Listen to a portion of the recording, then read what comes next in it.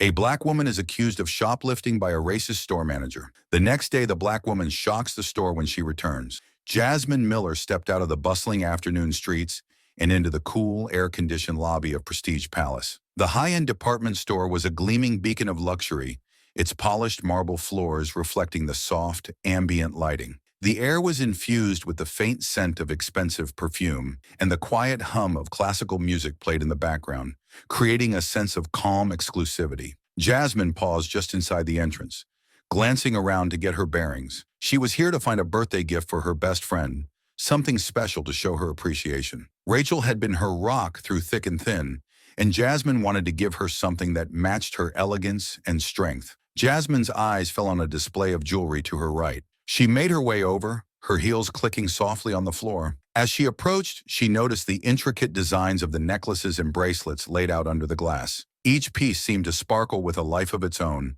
capturing the light and bending it into a spectrum of colors. As Jasmine moved from one glass case to another, a woman behind the counter glanced up from the register. Amanda Sterling, the store manager, had been watching the floor with her usual hawk-like vigilance. She noticed Jasmine immediately, her gaze sharpening. Amanda was a tall woman in her early 40s.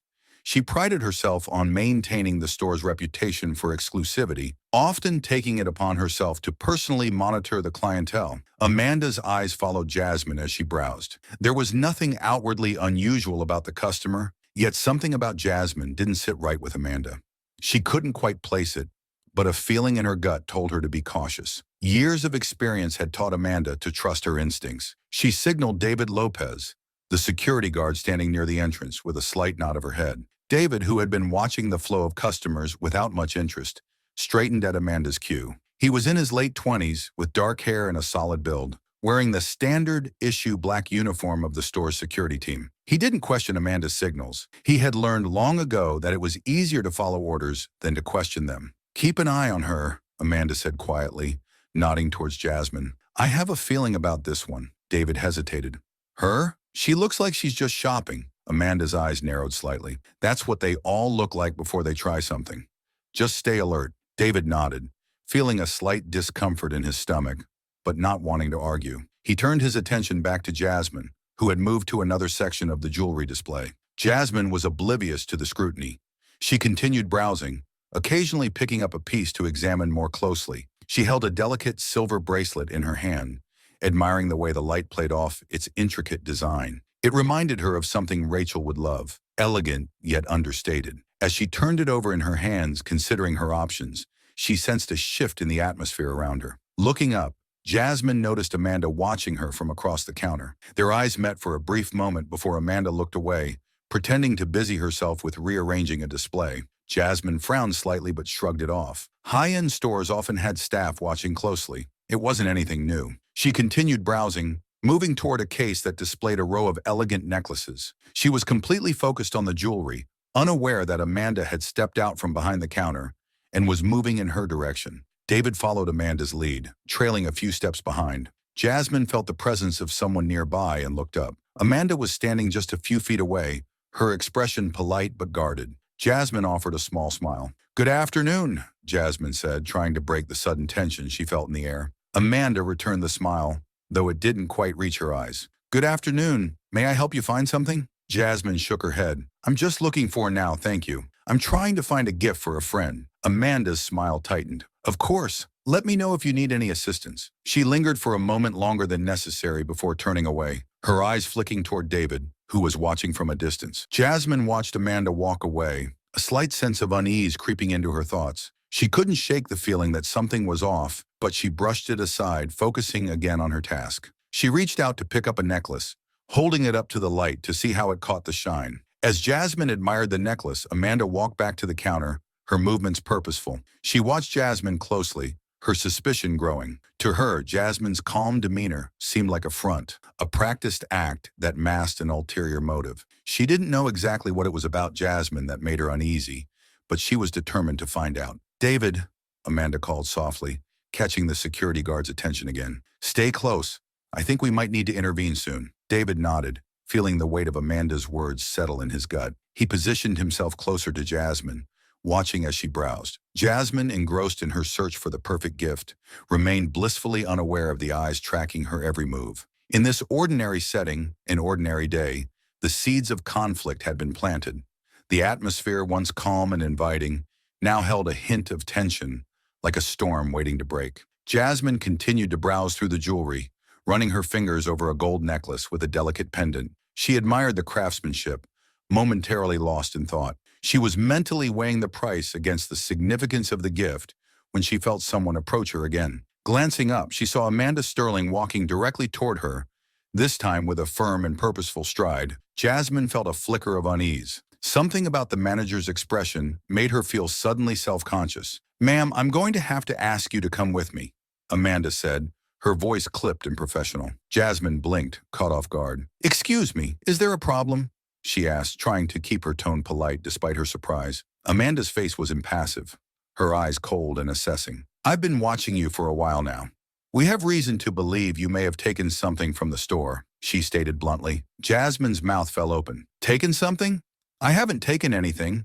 I'm just looking at the jewelry, like any other customer." Her voice rose slightly, a mix of confusion and indignation creeping into her words. Amanda didn't seem fazed by Jasmine's response. She crossed her arms over her chest, maintaining her authoritative stance. "We have a strict protocol here at Prestige Palace," Amanda said. "We can't take any chances. If you haven't done anything wrong, this will be cleared up quickly. Now please come with me." Jasmine glanced around, noticing that other shoppers were starting to watch. Their eyes darted between her and Amanda, curiosity and judgment clear in their expressions. Jasmine felt a hot flush of embarrassment. She could feel the situation slipping out of her control, the disbelief and frustration building inside her. "This is absurd," Jasmine said, her voice low and steady. "I haven't done anything wrong. I came in here to buy a gift, and now you're treating me like a criminal." Amanda's expression didn't change. "We can discuss this in private," she said, nodding toward the back of the store. "If you don't come with me willingly, I'll have to call security." Before Jasmine could respond, David Lopez appeared at Amanda's side, his presence silent but looming. He glanced at Jasmine, then quickly looked away, his discomfort evident. Jasmine's eyes flicked between Amanda and David, her heart pounding with a mix of anger and disbelief. She felt trapped, as though the walls of the elegant store were closing in on her. David spoke up, his voice softer than Amanda's. "Ma'am, it's just a routine check. If you cooperate, this can be over quickly," he said, trying to sound reassuring, though the uncertainty in his voice was clear. Jasmine shook her head, her frustration boiling over. "Routine check? I've been browsing. There's nothing routine about this. You're accusing me without any proof." Her voice was louder now, and several heads turned in their direction. Amanda's patience seemed to thin. "Please keep your voice down," she said sharply.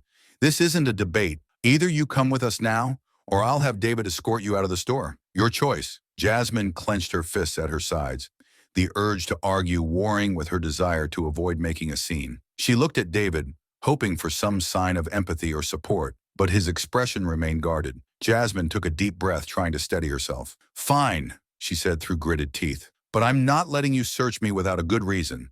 And I want a witness here. This is wrong, and I won't just stand by and let you treat me like this." Amanda nodded curtly. "That can be arranged," she said, turning to lead the way toward the back of the store. David motioned for Jasmine to follow, his eyes still averted. Jasmine felt the eyes of other customers on her as she walked, the whispers that followed her making her skin crawl. As they made their way to a small office at the back of the store, Jasmine's mind raced. She had done nothing wrong, but the way Amanda had confronted her, the certainty in her accusations, left her feeling exposed and vulnerable. This was more than just a misunderstanding.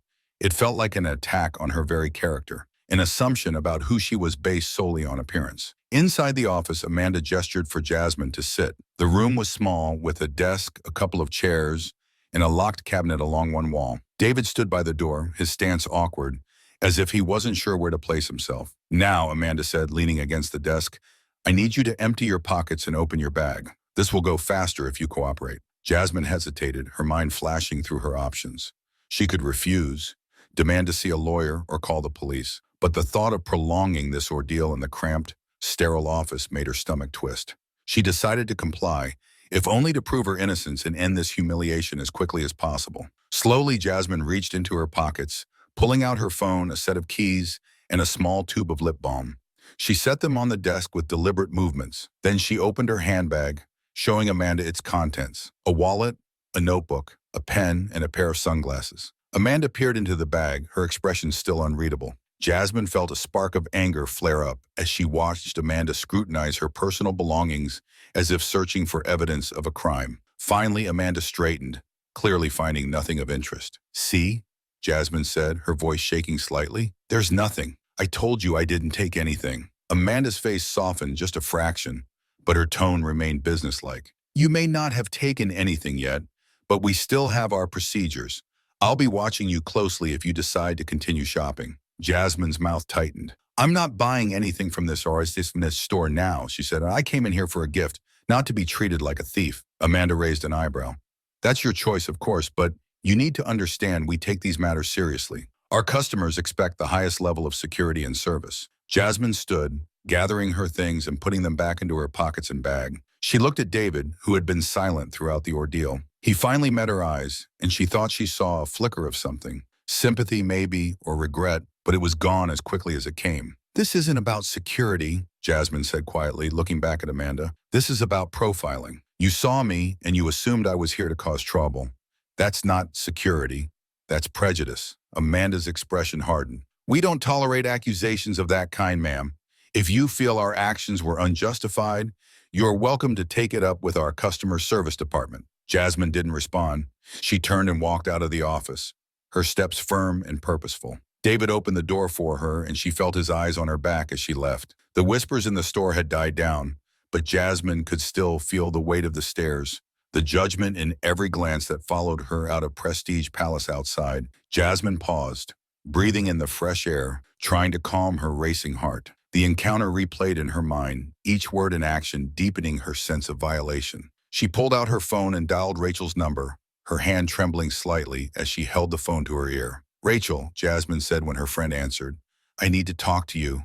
Something happened, something wrong." She glanced back at the store, its glass facade reflecting the sunlight, giving no hint of the storm that had just erupted within. Jasmine turned away, a resolve forming in her mind. She wouldn't let this go. Not this time. Jasmine's heels clicked against the polished marble floor as she walked briskly out of Prestige Palace, her phone still pressed to her ear. The noise of the busy street faded as she moved to a quieter corner near the entrance, trying to steady her breathing. Rachel's voice on the other end of the line was calm, yet Jasmine could hear the concern in her friend's words. "Jasmine, slow down," Rachel said gently. "Tell me exactly what happened. From the beginning." Jasmine closed her eyes, trying to collect her thoughts. She described everything: Amanda's suspicious glances, the abrupt accusation, being led to the back office, and the humiliating search. As she spoke, she could feel the frustration and anger bubbling up again, raw and unfiltered. They treated me like a criminal," Rachel, Jasmine said, her voice breaking slightly. "All because they had a feeling. I was just shopping, minding my own business, and they pulled me aside like I was about to steal something." There was a brief silence on the line before Rachel spoke, her voice firm. "Jasmine, this is unacceptable. You didn't do anything wrong. They had no right to treat you that way. We need to do something about this." Jasmine sighed, leaning against the glass exterior of the store. "What can we do? I feel so helpless. I mean, it's their word against mine. They'll just say they were following protocol, that they were doing their job." Rachel's tone was resolute. "We file a complaint, a formal one, and if that doesn't get a response, we take it further.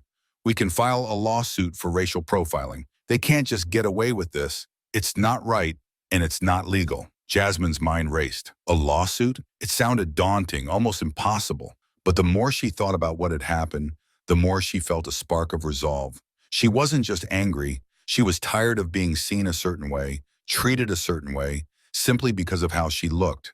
This wasn't just about her. It was about everyone who had ever faced the same silent judgment. "You think we can win?" Jasmine asked, her voice barely above a whisper. "I know we can," Rachel replied confidently. "You're not alone in this, Jasmine. I'm with you, and I'm sure we can find others who've had similar experiences. This isn't just about one incident. It's about challenging a pattern of behavior, a mindset that needs to change." Jasmine felt a sense of relief and gratitude wash over her. Rachel's unwavering support was a comfort in the midst of the chaos she felt. "Thank you, Rachel. I don't know what I'd do without you." Rachel's voice softened.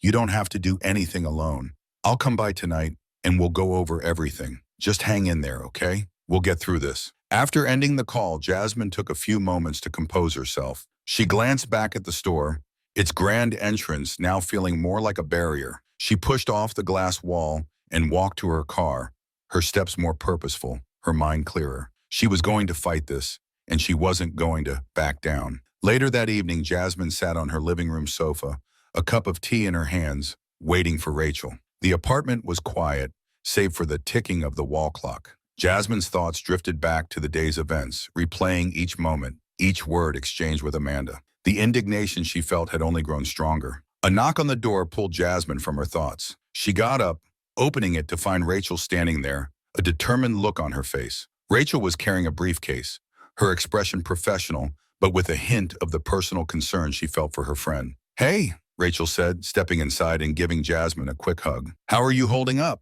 Jasmine shrugged, closing the door behind her. "Better now that you're here. I'm still angry, though. I can't believe they did that." Rachel nodded. "I get it. This is personal, but that's exactly why we need to approach it strategically. I brought some materials we can use to start drafting a complaint. We'll document everything." They moved to the dining table where Rachel pulled out a notebook and a laptop. She began typing as Jasmine recounted the details again, this time more methodically. They discussed each moment, each decision made by Amanda and David, identifying the flaws and biases in their actions. "You handled yourself well," Rachel said, taking notes. "You were calm and didn't escalate the situation. That's important. It shows that you were cooperative, and their actions were unjustified." Jasmine scoffed. "I didn't feel calm.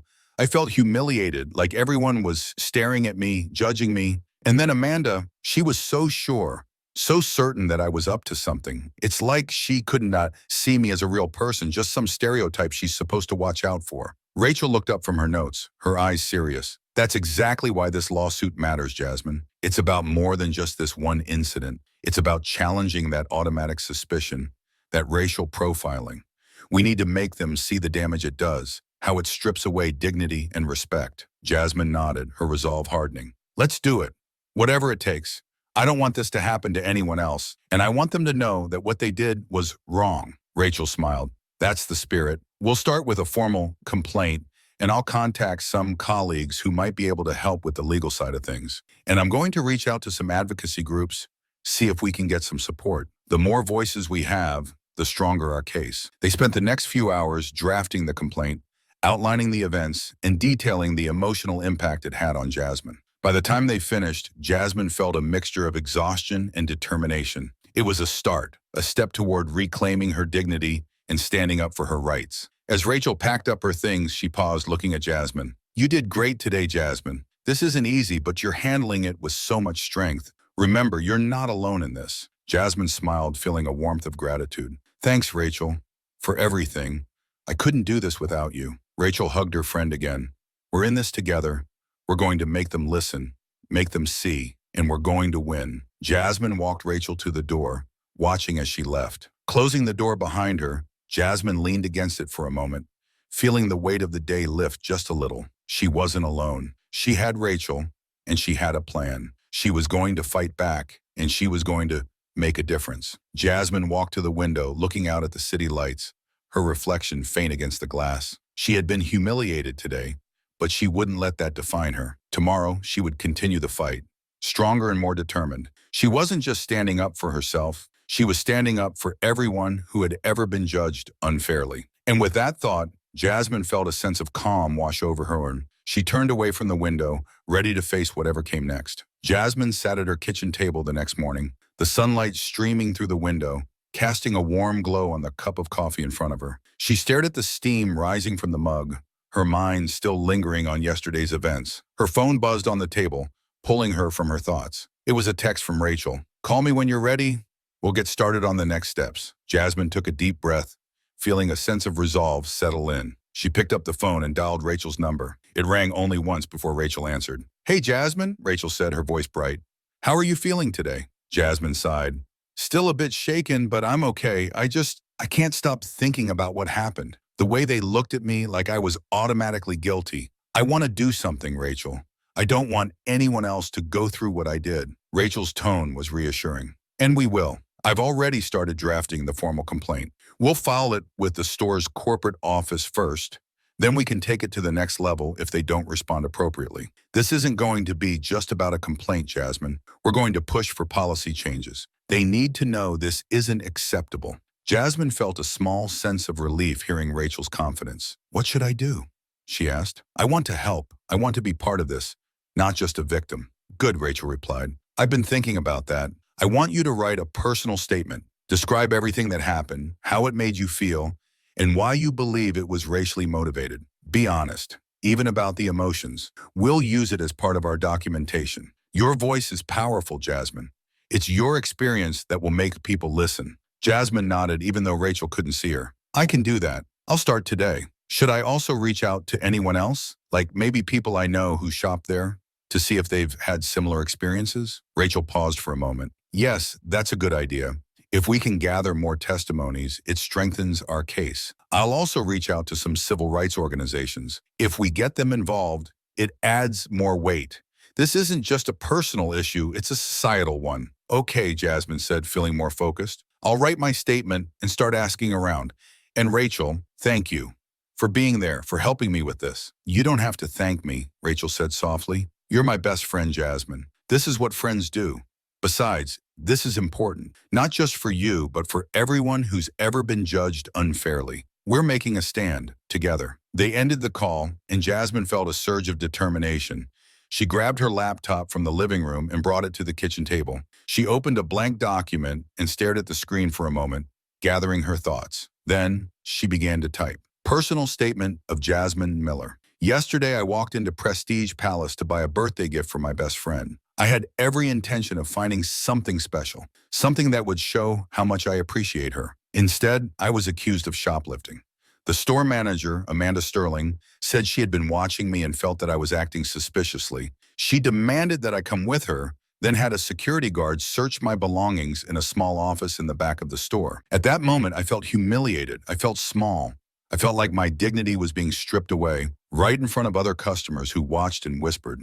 I kept thinking, why me? What did I do to deserve this? I realized that it wasn't about what I did. It was about who I am and what I look like. I realized they saw my skin color and assumed I didn't belong. I wasn't seen as Jasmine Miller, a marketing consultant, a friend, a daughter. I was seen as a threat. This experience was not just hurtful, it was terrifying. It was a reminder of how easily my humanity could be disregarded based on nothing more than an assumption. I felt powerless, but I refused to let this moment define me as a victim. Instead, I'm choosing to speak up. I'm choosing to fight back. Because this isn't just about me. It's about challenging a mindset that says people can be judged and humiliated based on their appearance. I want Prestige Palace to understand the impact of their actions. I want them to know that what they did was wrong. And I want them to change their policies so that no one else has to feel the way I did yesterday. Jasmine sat back, reading over her words. They felt right, raw, honest, and powerful. She saved the document and sent it to Rachel. Then she picked up her phone and began scrolling through her contacts, looking for friends who might have had similar experiences at Prestige Palace or other high-end stores. By early afternoon, Jasmine had spoken to 3 friends. One of them, Maya, mentioned a similar incident where she felt watched and followed around the store, but hadn't been directly confronted. Another friend, Carla, said she stopped shopping at places like Prestige Palace because she felt out of place, like she was always being judged. These places just aren't welcoming, Carla said over the phone. They don't say it, but you can feel it. It's in the way they look at you, the way they don't offer help unless they think you're buying something expensive. It's subtle, but it's there. Jasmine thanked her friends for their input and hung up, feeling a mix of frustration and validation. She wasn't imagining it. Others felt it too. This wasn't just about one incident. It was part of a larger problem. As the day went on, Jasmine received a message from Rachel saying she had contacted a civil rights group that was interested in their case. They offered to provide additional legal support and help amplify Jasmine's story if it went to the media. Jasmine felt a flicker of hope. Maybe this could make a difference. Maybe her voice would be heard. That evening, Rachel came over again. They sat at the kitchen table, going over Jasmine's statement and the responses from her friends. Rachel's eyes shone with determination as she read through the document. This is strong, Jasmine, Rachel said. Your words have power. This is exactly what we need to show the emotional impact of their actions. And with the support from the civil rights group, we have a solid foundation for the lawsuit. We're not just going to get an apology. We're going to push for real change. Jasmine nodded, feeling a renewed sense of purpose. What's our next move? We file the complaint officially, Rachel said, and then we prepare for any response from Prestige Palace. If they try to dismiss it or deny wrongdoing, we escalate. We get the media involved if we have to. The goal is to make this public enough that they can't just brush it under the rug. Jasmine felt a flicker of anxiety at the thought of going public, but she knew it was necessary. I'm ready, she said firmly. Whatever it takes, I don't want to back down from this. Rachel reached across the table, placing a hand on Jasmine's. You're doing the right thing, Jasmine, remember, and you're not alone. Remember that. We're going to make them see us, really see us. Jasmine squeezed Rachel's hand, feeling the solidarity between them. They were in this together, fighting not just for personal justice, but for the dignity of everyone who had been judged unfairly. As they sat there mapping out their strategy, Jasmine felt a strength she hadn't felt before. She was no longer just reacting. She was taking control, standing up for herself and others. This was only the beginning, but it was a start. A step toward justice, a step toward change. Jasmine woke up early the next morning, a sense of purpose replacing the heaviness that had weighed on her since the incident at Prestige Palace. She glanced at her phone, checking for messages. Rachel had already texted, meeting with the civil rights attorney at 10 a.m. at their office. I'll pick you up at 9:30. Jasmine replied with a quick, see you then, and began to get ready. By 9:30, Rachel's car pulled up outside Jasmine's apartment. Jasmine stepped out, wearing a navy blazer over a simple blouse, her expression determined. Rachel greeted her with a smile as Jasmine got into the car. Ready? Rachel asked, pulling away from the curb. As ready as I'll ever be, Jasmine replied. Do you think we'll get the support we need? Rachel nodded confidently. The attorney we're meeting, Linda Marks, is known for taking on high-profile discrimination cases. She's good at what she does, and she's passionate about civil rights. If anyone can help us, it's her. The ride to the office was filled with Rachel outlining their approach, making sure Jasmine felt prepared. When they arrived, the building was a modest but professional-looking structure in a bustling part of downtown. They headed up to the second floor, where the offices of the Civil Rights Organization were located. Linda Marks greeted them at the reception area, a woman in her late 40s with short, curly hair and a warm, welcoming smile. She wore a tailored suit and had an air of confidence that immediately put Jasmine at ease. Jasmine, Rachel, thank you for coming in, Linda said, shaking their hands. Please follow me. They walked down a corridor to a meeting room where a table was set up with folders and documents. Linda gestured for them to sit. I've gone over the initial complaint Rachel sent me, Linda began, taking a seat across from them. And first, I want to say I'm sorry for what you experienced, Jasmine. No one should be treated that way, especially in a place that's supposed to welcome customers. I believe you have a strong case here. Racial profiling is a serious issue, and we need to address it whenever it happens. Jasmine felt a mixture of relief and validation at Linda's words. Thank you, she said softly. It's hard to believe that someone would look at me and assume the worst without knowing anything about me. Linda nodded sympathetically. It's an unfortunate reality that many people face. Our goal is to make sure there are consequences for those actions. We'll start by filing the formal complaint with Prestige Palace's corporate office. I'll help draft the legal documents, and we'll send them out today. We're asking for an apology, policy changes, and sensitivity training for their staff. Rachel spoke up, her tone firm. And if they refuse or try to brush it off, Linda smiled slightly, a hint of determination in her eyes. If they refuse, we escalate. We file a lawsuit for racial discrimination and profiling. We get the media involved. Companies like Prestige Palace care about their public image. The threat of negative press often pushes them to take action. I've already contacted a few journalists who cover civil rights and social justice issues. They're interested in your story, Jasmine. If Prestige Palace doesn't respond appropriately, we'll make sure your story is heard. Jasmine felt a mix of anxiety and resolve. The thought of going public was daunting, but she knew it was necessary. I'm ready, Jasmine said. Whatever it takes, I want to make sure this doesn't happen to anyone else. Linda nodded approvingly. Good, we'll work together on this.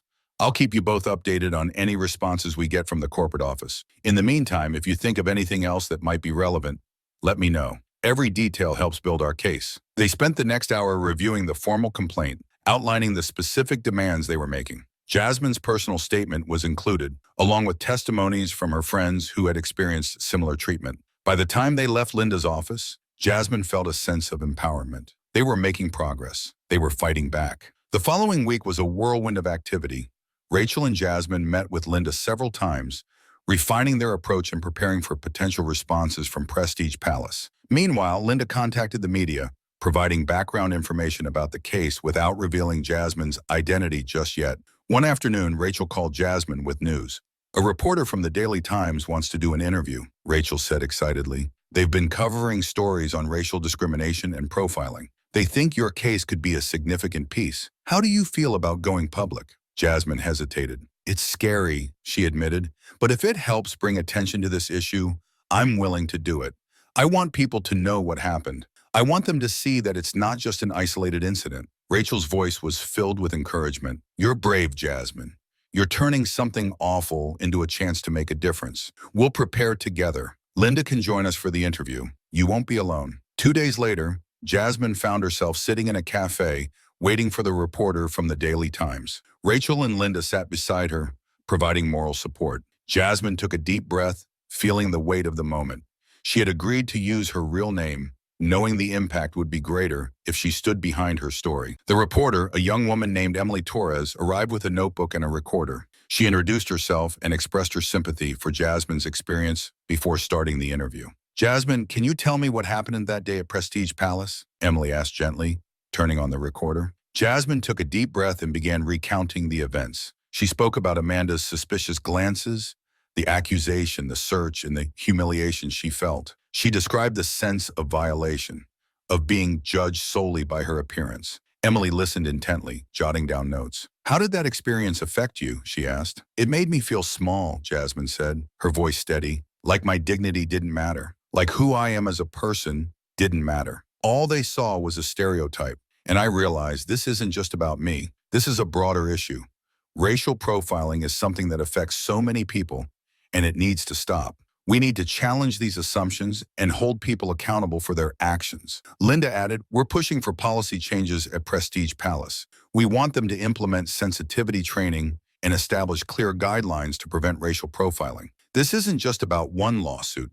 It's about creating lasting change." Emily nodded, clearly moved by Jasmine's story. "Thank you for sharing this, Jasmine. Your courage is inspiring. I think your story will resonate with many readers. We'll make sure to present it with the sensitivity and seriousness it deserves." After the interview, Jasmine felt a mixture of relief and anticipation. She had spoken her truth, shared her experience with the world. Now it was up to the public to respond. As she left the cafe with Rachel and Linda, Jasmine knew that whatever happened next, she had taken a stand. She had refused to be silenced, and she had found her voice. A few days later, Jasmine received a call from Linda. "Prestige Palace responded," Linda said, her voice sounding cautious. "They're denying any wrongdoing, claiming it was a standard security check and not racially motivated. But they're offering to meet with us to discuss the issue." Jasmine felt her heart sink slightly. "So they're not admitting fault?" "No," Linda said, "but this is typical. They're testing the waters, seeing how serious we are. The fact that they want to meet means they're concerned about the potential fallout. This is where we show them we're not backing down. We go to the meeting, present our demands, and make it clear that we're prepared to take legal action and go public if they don't address this properly." Jasmine nodded, determination filling her voice. "Let's do it. We're not letting them get away with this.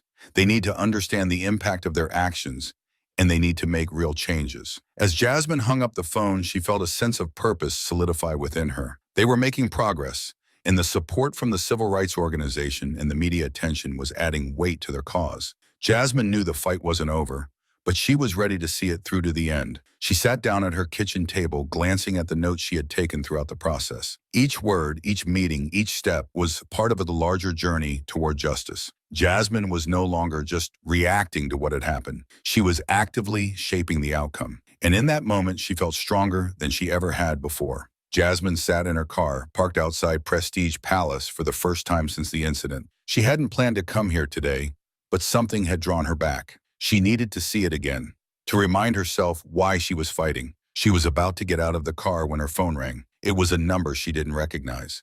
Jasmine hesitated for a moment, then answered. "Hello?" There was a brief pause, then a familiar voice spoke. "Jasmine, this is David Lopez. I'm the security guard from Prestige Palace." Jasmine felt her breath catch. She hadn't expected to hear from him. "David, why are you calling me?" I know this is out of the blue," David said, his voice nervous. "I got your number from a colleague. I wanted to talk to you. Can we meet? I feel like I owe you an apology. Jasmine was silent for a moment, trying to process his words. An apology? After everything that had happened, she didn't know how to respond. Please, David continued, I just want a chance to explain. I feel terrible about what happened. I didn't want to do it, but I need you to understand. Jasmine's initial anger softened slightly. She could hear the sincerity in David's voice, a hint of desperation. She knew what it was like to carry the weight of something wrong, something that didn't sit right. Maybe it was worth hearing him out. Okay, Jasmine said finally. I'm actually outside Prestige Palace right now. Can you meet me here? Yes, I'm on my lunch break, David replied quickly. I'll be right out. Jasmine ended the call, still feeling uncertain. She stepped out of her car and leaned against it, watching the entrance of the store. A few minutes later, David emerged, looking around until he spotted her. He walked over, his steps hesitant. David was in his late 20s, with dark hair cropped short and a look of worry etched on his face. He wore his security uniform, the black and white colors standing out against the bright background of the street. Jasmine, David said as he approached, thank you for agreeing to meet. I know you don't have to listen to me. Jasmine crossed her arms over her chest. I'm here. What do you want to say? David glanced around as if making sure no one was watching. I'm really sorry about what happened that day, he said quietly. I know that probably doesn't mean much, but I didn't want to do it. Amanda, she's the manager, you know? She gave me a direct order, and I was afraid of losing my job if I didn't follow through. Jasmine's expression remained guarded. So you just did it anyway, even though you knew it was wrong? David looked down at his feet. Yes, he admitted. I know that's not an excuse. I could have said something, but I didn't. I've been thinking about it every day since. I don't know how to make it right, but I wanted to apologize. I'm sorry for what you went through. Jasmine felt a mix of emotions, anger, sympathy, frustration. She had spent so much time thinking about Amanda's role in what happened, but she hadn't really considered David's perspective. Hearing him now, seeing the guilt on his face, made her feel a little conflicted. Why are you telling me this now? Jasmine asked. Why didn't you say something when it happened? David sighed, rubbing the back of his neck. Because I was scared. I've seen what happens when people stand up to Amanda. She's powerful and she has connections. I didn't want to lose my job. I have a family to support, but that's no excuse for what I did. I can't keep this to myself anymore. I needed to tell you. I needed to say I'm sorry. Jasmine studied him for a moment. His eyes were sincere, filled with regret. She knew that feeling, the heaviness of knowing you'd let someone down, even if it was out of fear. She couldn't fully forgive him yet, but she understood his struggle. You know this isn't just about you or me, right? Jasmine said finally. It's about the whole system that makes people think it's okay to treat others like this. It's about more than just one incident. David nodded. I know, and that's why I wanted to help. If you're filing a complaint, if this goes to court, I want to testify. I want to tell them what really happened. I'll say that Amanda made the call, that I didn't see you do anything wrong. Maybe it won't make up for what I did, but I want to do the right thing now. Jasmine felt a flicker of hope. David's testimony could be crucial. It would give weight to her case, showing that even the security guard had doubts about the accusations. But more than that, it showed her that change was possible, even in small ways. All right, Jasmine said. If you're willing to testify, it could make a big difference. I'll let my lawyer know. We're having a meeting with Prestige Palace soon. If it comes to it, we might need you. David looked relieved. Thank you, Jasmine. I know I messed up, but I want to make it right. I'll do whatever I can to help. Jasmine nodded. Okay, I appreciate that. But remember, this is bigger than just an apology. We're trying to change things, so this doesn't keep happening. Be ready for that. David gave a small, determined nod. I will. I'm ready. As David turned to go back inside, Jasmine watched him for a moment, feeling a strange mix of emotions. She was still angry about what had happened, but seeing David's remorse and willingness to stand up gave her a sense of validation. She wasn't alone in recognizing the wrongness of what had happened. People could change, and that gave her hope. Later that day, Jasmine met with Rachel at a small coffee shop near her apartment. She recounted her conversation with David, watching Rachel's reaction closely. David wants to testify? Rachel asked, eyebrows raised in surprise. Yes, Jasmine said, taking a sip of her coffee. He said he feels guilty about what happened, that he didn't really believe I did anything wrong. He was just following orders because he was afraid of Amanda. Rachel nodded thoughtfully. That's significant. His testimony could really support our case, especially since he's on the inside. It shows that there was doubt, even among the staff. Jasmine felt a sense of relief hearing Rachel's words. Do you think it will be enough? It's a strong addition. And Shetamai, Rachel said, but we still need to prepare for the meeting with Prestige Palace. They might try to downplay it or claim it's just one person's opinion. We need to stay focused on the bigger picture. Policy changes, training, and accountability. Jasmine's resolve strengthened. I'm ready. I've been thinking a lot about what you said, about how this is about more than just me. It's about everyone who's ever been judged unfairly, who's ever felt like they were less than because of how they look. I want to make sure our voices are heard. Rachel smiled, pride evident in her eyes. That's exactly the mindset we need. You're doing an amazing job, Jasmine. This is how change happens, one step at a time, with people willing to stand up and say enough is enough. They continued to strategize, mapping out their approach for the upcoming meeting. Jasmine felt a sense of purpose, a clarity she hadn't felt in a long time. This wasn't just about fighting for herself. It was about making a difference, pushing for a world where people weren't judged based on their appearance. As they wrapped up, Jasmine's phone buzzed with a new message. It was from Linda Marks, their attorney. Meeting with Prestige Palace scheduled for Friday at 2 p.m. Let's make sure we're ready. Jasmine showed the message to Rachel, who nodded. Let's do this, Jasmine said firmly. Let's make them see us, really see us. Jasmine left the coffee shop with a sense of determination. The road ahead wouldn't be easy, but she knew she was not alone. With Rachel, Linda, and now David on her side, they had the strength to face whatever came their way. As Jasmine walked back to her apartment, the city's noise buzzing around her, she felt a renewed sense of hope. Change was possible, and she was ready to be part of it. Friday afternoon arrived, bringing with it a sense of anticipation and tension. Jasmine stood outside the office building where the meeting with Prestige Palace's representatives was scheduled, her heart beating faster than usual. She was dressed in a simple yet professional outfit, a gray blazer over a white blouse with black slacks. Rachel stood beside her, a reassuring presence in her crisp business suit. Linda Marks, their attorney, was waiting inside, ready to lead the discussion. Are you okay? Rachel asked, placing a hand on Jasmine's shoulder. You look a little nervous. Jasmine took a deep breath, trying to calm the jitters in her stomach. I'm okay. Just, it feels real now, you know? We're actually facing them. Rachel nodded. I get it. But remember, we're not alone. We have the truth on our side, and Linda is one of the best. We've prepared for this. Just speak from the heart, like you did before. You've got this. Jasmine nodded, drawing strength from Rachel's words. You're right. Let's go. They entered the building and took the elevator up to the conference room on the third floor. As they stepped inside, Jasmine saw Linda already seated at the long table reviewing some documents. She looked up and gave Jasmine and Rachel a confident smile. Right on time, Linda said. Take a seat. They'll be here any minute. Jasmine and Rachel sat down, and Linda handed them copies of the agenda for the meeting. Remember, Linda said, her voice steady and calm, our goal is to make them acknowledge what happened and agree to our terms. An apology, policy changes, and sensitivity training. Stay focused, stay calm, and let me handle most of the talking. Jasmine, you'll have a chance to share your experience, but I'll guide you through it. Jasmine nodded, feeling a bit more grounded. She glanced around the room, noticing the clean, professional decor, neutral walls, a few abstract paintings, and a large window overlooking the city. It was a far cry from the back office where she had been detained at Prestige Palace, but the tension in the air was similar. A moment later, the door opened, and 3 people entered. Jasmine recognized Amanda Sterling immediately. She was dressed in a sleek black suit, her expression guarded. With her were 2 men in suits.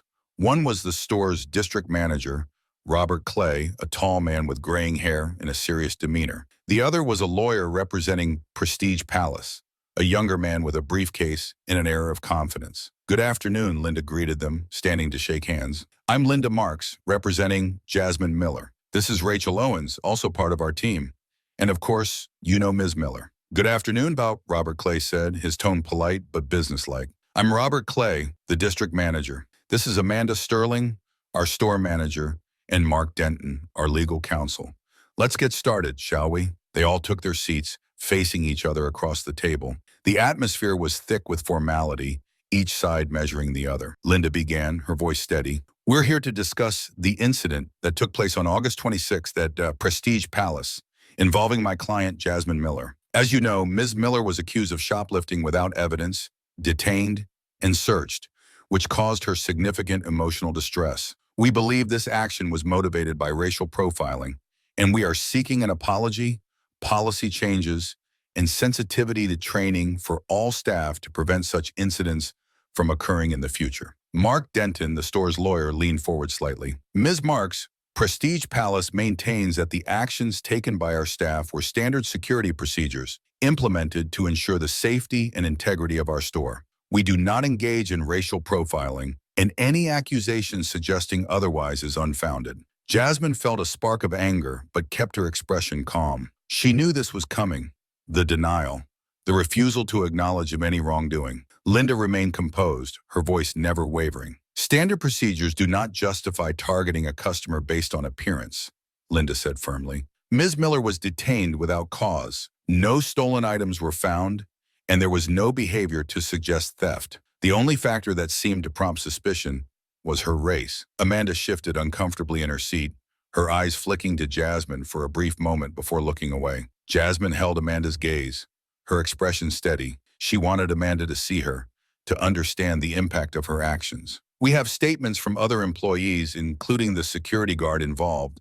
David Lopez, Linda continued. He will testify that he did not see any suspicious behavior from Ms. Miller and that he felt pressured to act on the manager's orders. His testimony will support our claim of racial profiling. Robert Clay interjected, his tone cautious. We understand the seriousness of the allegations, Ms. Marks. We are willing to discuss possible solutions, but we cannot admit to racial profiling when our staff was following security protocols. Jasmine felt her frustration rising. It was clear they were trying to sidestep the issue, offering vague concessions without taking responsibility. She decided it was time to speak up. With all due respect, Jasmine said, her voice firm but calm, this isn't just about procedures. It's about the impact those procedures have when they're based on assumptions about people like me. I was treated like a criminal because of my appearance. That's not just bad customer service, it's discrimination. And it's not something that can be brushed aside. Amanda shifted again, looking more uncomfortable. Jasmine pressed on. I didn't do anything wrong that day. I was there to shop, like any other customer. But you didn't see me that way. You saw me as a threat based on nothing but my skin color. That's why we're here, because it's not okay. It's not okay to judge someone based on how they look. And it's not okay to assume the worst about people because of stereotypes. There was a moment of silence in the room. Jasmine's words hung in the air, undeniable and true. Linda gave Jasmine a nod, showing her support. Mark Denton cleared his throat. We understand that this situation has caused distress, Ms. Miller, and we are prepared to discuss a settlement to address your concerns. However, we must clarify that any settlement would be without admission of wrongdoing. Linda leaned forward, her gaze unwavering. We're not here just for a settlement.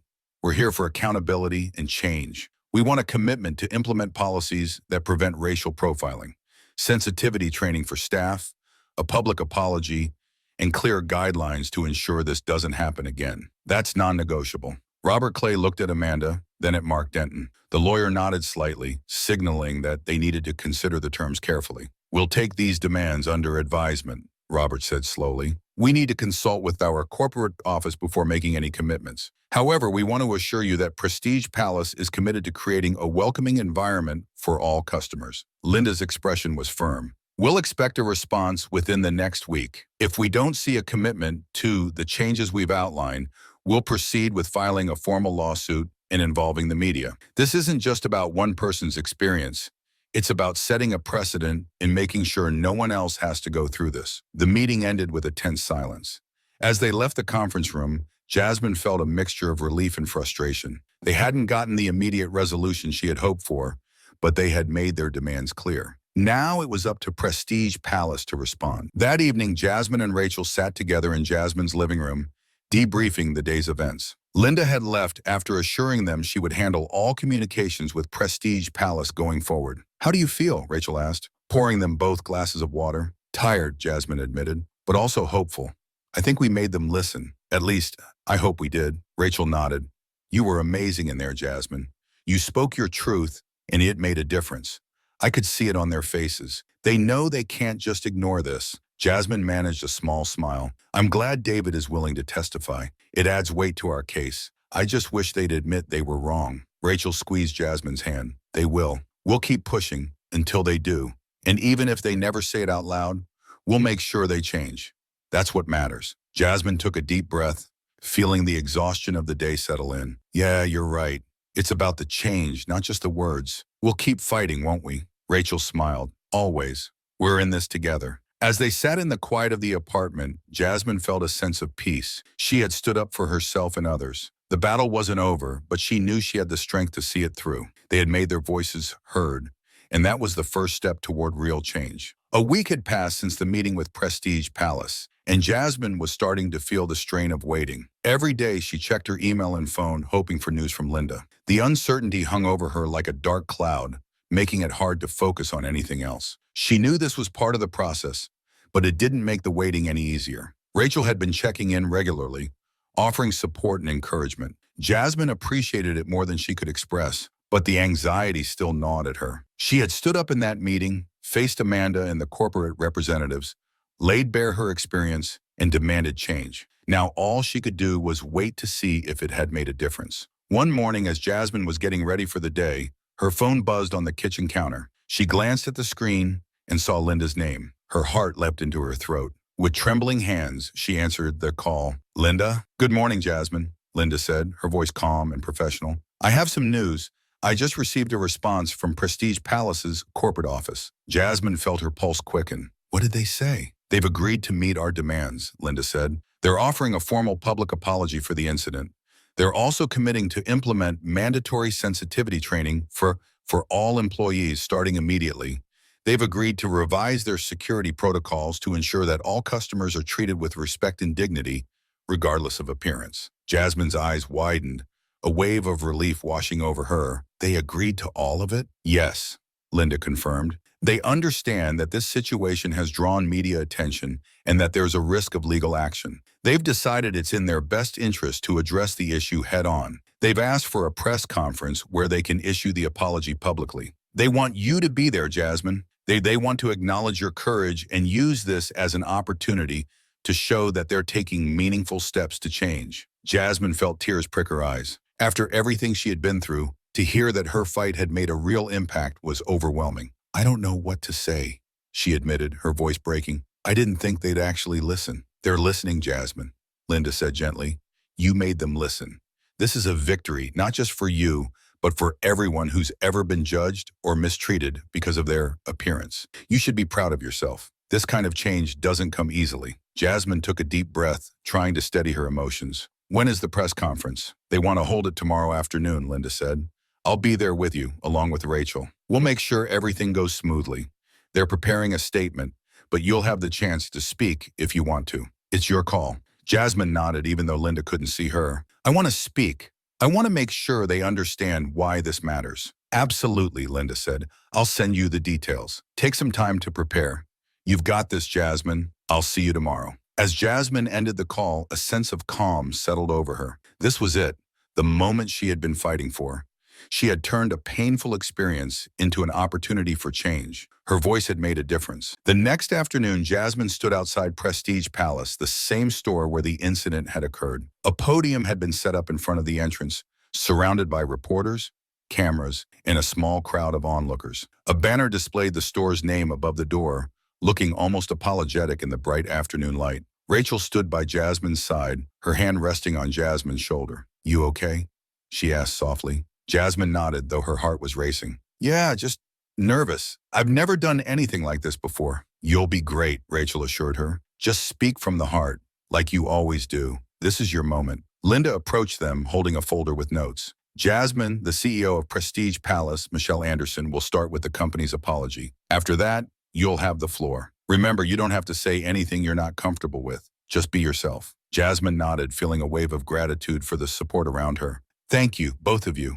I couldn't have done this without you. Linda gave a reassuring smile. We're in this together. Let's make a difference. A few minutes later, Michelle Anderson stepped up to the podium, a serious expression on her face. The cameras flashed, capturing every moment. Michelle adjusted the microphone and began to speak. Good afternoon, Michelle said. My name is Michelle Anderson, CEO of Prestige Palace. I want to begin by acknowledging the incident that occurred on August 26 involving Jasmine Miller. Ms. Miller was unfairly accused of shoplifting, detained, and searched without any evidence. This was a serious mistake, and it caused Ms. Miller unnecessary distress and humiliation. Michelle paused, letting her words sink in. Prestige Palace takes these matters very seriously. We are committed to creating an environment where all customers are treated with respect and dignity, regardless of their appearance.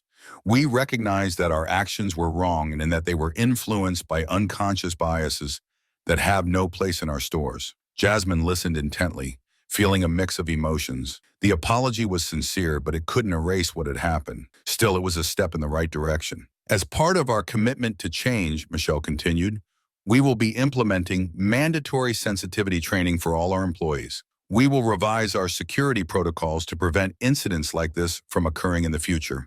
And we will work closely with organizations dedicated to promoting racial equality to ensure that our policies reflect our values. Michelle turned to Jasmine, her expression earnest. Ms. Miller, on behalf of Prestige Palace, I offer my deepest apologies. Your courage in speaking out has prompted us to reflect and make necessary changes. Thank you for helping us become better. There was a murmur of agreement from the crowd. Jasmine felt a lump in her throat as Michelle stepped aside and gestured for her to take the podium. Jasmine took a deep breath, stepped forward, and faced the crowd. The cameras turned toward her, and the silence felt heavy. Thank you, Jasmine began, her voice steady but filled with emotion. Thank you, Ms. Anderson, for your apology and for the commitment to change. I came here that day to buy a gift, to celebrate a friend. Instead, I was treated like a criminal. I was judged not by my actions, but by my appearance. That kind of judgment, that kind of profiling, is wrong. It hurts people. It strips away dignity, and it has to stop. Jasmine paused, gathering her thoughts. I didn't want to be here today because of what happened, but I'm here because I believe in change. I believe in the power of standing up and saying, this isn't right. And I believe that together we can make a difference. We can challenge the biases that lead to incidents like mine. We can create spaces where everyone feels respected, valued, and safe. She looked directly at the cameras, hoping her words would reach those who needed to hear them. This isn't just about me. It's about everyone who's ever been judged unfairly, who's ever felt like they don't belong because of how they look. We all deserve better. And today, we're taking a step toward making that happen. Thank you. As Jasmine stepped back, the crowd erupted into applause. Rachel and Linda both smiled at her, their expressions filled with pride. Jasmine felt a sense of relief and accomplishment. She had spoken her truth and it had been heard. Michelle Anderson approached Jasmine and extended her hand. Thank you, Ms. Miller, Michelle said sincerely. Your courage has made us better. We're committed to following through on these changes. Jasmine shook Michelle's hand. Thank you for listening. I hope this is just the beginning. As the press conference concluded, reporters gathered around Jasmine, asking questions, wanting to know more about her story. Linda and Rachel helped navigate the media, ensuring Jasmine wasn't overwhelmed. Jasmine answered a few questions, emphasizing the importance of continued efforts to combat racial profiling and discrimination. When the crowd finally dispersed, Jasmine felt a wave of exhaustion mixed with exhilaration. She had done it. She had faced the people who had wronged her, demanded change, and had seen results. Rachel hugged her tightly. You were amazing, Jasmine. You really were. I'm so proud of you. Linda nodded in agreement. This is how change happens. You've set a powerful example, Jasmine. Others will see this and know they can stand up too. Jasmine smiled, feeling a warmth she hadn't felt in a long time. I couldn't have done it without you both. Thank you for being there with me. They left Prestige Palace together, the sun shining brightly overhead. As they walked down the street, Jasmine felt a sense of peace and possibility. This was just one victory in a long battle, but it was a start. And for the first time in a long time, Jasmine felt hopeful about the future.